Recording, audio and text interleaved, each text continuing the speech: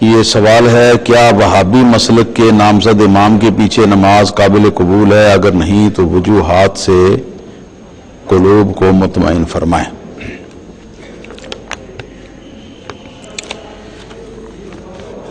وہابی مذہب کے عقائد کے اندر اللہ تعالیٰ کی شان میں بے ادبیاں، حضور نبی کریم صلی اللہ علیہ وسلم کی شان میں بے ادبیاں، اولیاء کرام کی شان میں بے ادبیاں بڑی کثرت کے ساتھ موجود ہیں۔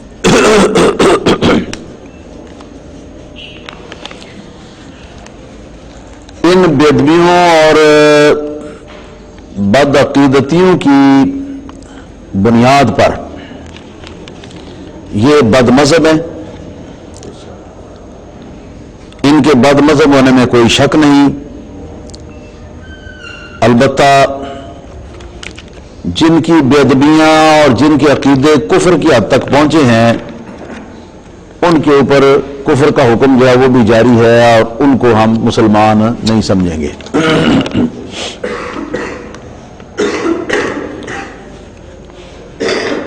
تو اب یہ دو گروہ ہوئے، ایک تو وہ کہ جن کے عقیدے کفر کی حد تک پہنچ چکے ہیں، تو ان کی تو نماز ہی نہیں، ان کی تو اپنی بھی کوئی نہیں ہوتی، لہذا ان کے پیچھے اقتداء کا سوال ہی پیدا نہیں ہوتا کہ امام کے لیے کہ شرائط میں سے یہ سب سے پہلی شرط ہے کہ وہ مسلمان ہو، اور اگر وہ مسلمانی کی حد سے نکلے نہیں ہیں لیکن ویسے بد عقیدہ ہے، تو بد عقیدہ کے پیچھے نماز پڑھنا یا اس کو امام بنانا جو ہے یہ نبی کریم صلی اللہ تعالی علیہ وسلم کی شریعت کے اندر جائز نہیں ہے۔ قرآن کریم کی سورۃ البقرہ میں رب تعالیٰ کا ارشاد ہے کہ رب تعالیٰ نے حضرت ابراہیم علیہ السلام سے یہ ارشاد فرمایا کہ انی جاعلک للناس اماما، اے ابراہیم میں آپ کو لوگوں کے لیے امام بنانا چاہتا ہوں یا امام بنانے والا ہوں۔ قال ومن ذریتی، عرض کیا یا اللہ پاک میری ذریت اور میری اولاد کے اندر بھی یہ سلسلہ جاری رکھ۔ قال لا ینال عہد الظالمین، فرمایا کہ میرا عہد امامت جو ہے یہ ظالموں کو نہیں پہنچے گا۔ تو ایک عمل کا ظالم ہے، ایک عقیدے کا ظالم ہے۔ جو عقیدے کا ظالم ہے وہ عمل کے ظالم سے بدتر ہے۔ تو اس وجہ سے بد عقیدہ آدمی جو ہے وہ اس لائق نہیں ہے کہ اسے امام بنایا جائے یا اس کی امامت کے اندر نماز ادا کی جائے۔ صحیح مسلم اور ابو داود شریف کے اندر یہ ایک حدیث ہے جس کے اندر نبی کریم صلی اللہ تعالی وسلم نے بد عقیدہ لوگوں کا تذکرہ فرمایا، اور تذکرہ فرمانے کے بعد سرکار نے ارشاد فرمایا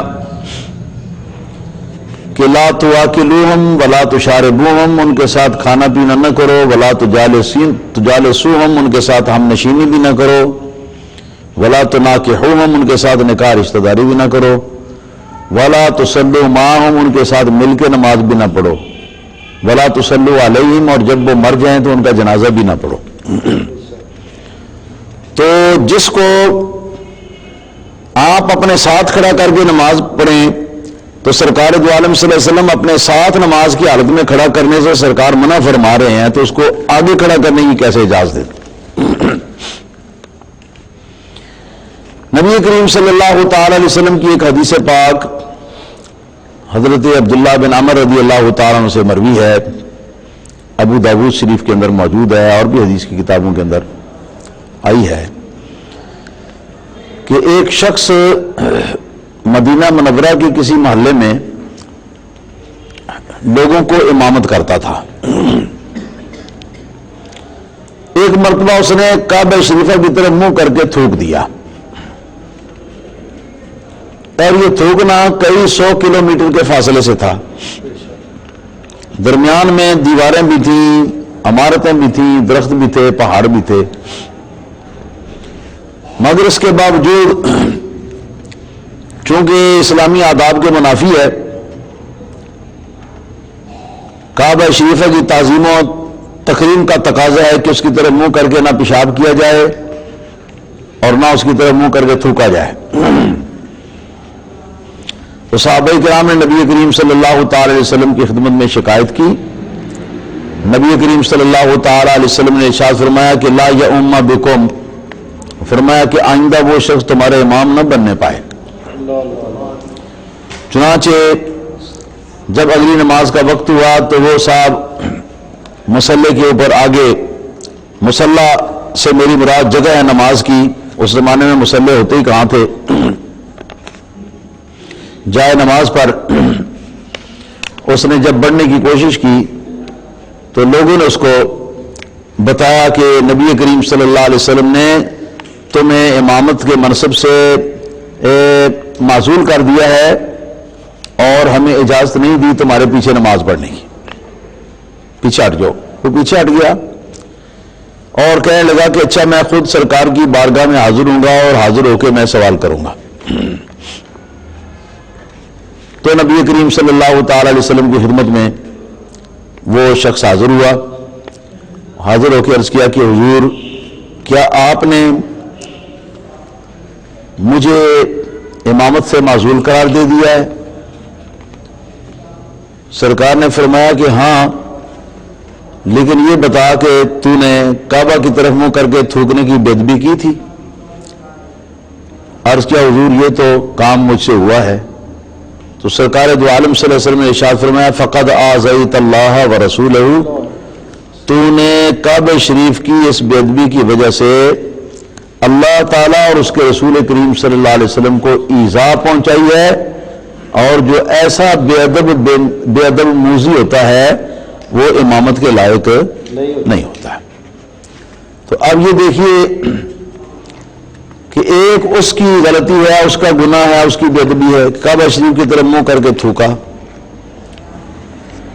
اور ایک وہ ہیں جو اپنی کتابوں کے اندر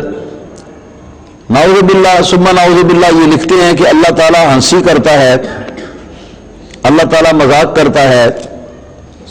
لکھتے ہیں کہ اللہ تعالیٰ داؤ کرتا ہے، لکھتے ہیں کہ اللہ پاک دغا کرتا ہے، لکھتے ہیں کہ اللہ پاک دھوکہ دیتا ہے، نعوذ باللہ ثم نعوذ باللہ، اور بہت ساری باتیں ایسی۔ اللہ تعالیٰ جھوٹ بھی بول سکتا ہے، نعوذ باللہ۔ یہ تو ان لوگوں کے تراجم میں قرآن مجید کے اندر یہ باتیں جو ہیں یہ کثرت کے ساتھ لکھی ہوئی موجود ہیں، اور نبی کریم صلی اللہ علیہ وسلم کے بارے میں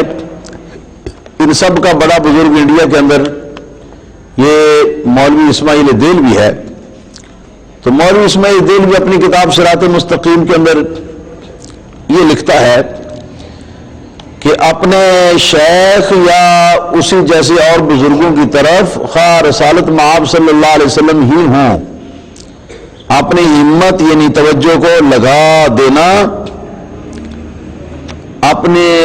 بیل اور اپنے گدھے کے خیال میں ڈوب جانے سے بدرجہ بدتر ہے، نعوذ باللہ ثم نعوذ باللہ۔ پہلے تو موازنہ کیا نبی پاک صلی اللہ علیہ وسلم کے خیال کا بیل اور گدھے کے خیال سے، پھر موازنہ کر کے سرکار کے خیال کو نعوذ باللہ ثم نعوذ باللہ نقل کفر نہ باشد بدتر قرار دیا، اور بیل اور گدھے کے خیال کو کئی درجے اچھا قرار دیا اس کے مقابلے میں۔ اور اس قسم کی اور بہت ساری بے ادبیاں ہیں، بہت ساری گستاخانہ عبارات ہیں جن کی بنا پر یہ ایمان نہیں رہتا۔ اگر کسی کو ان عبارات کا پتہ نہیں اور وہ وہابی دیوبندی ہے تو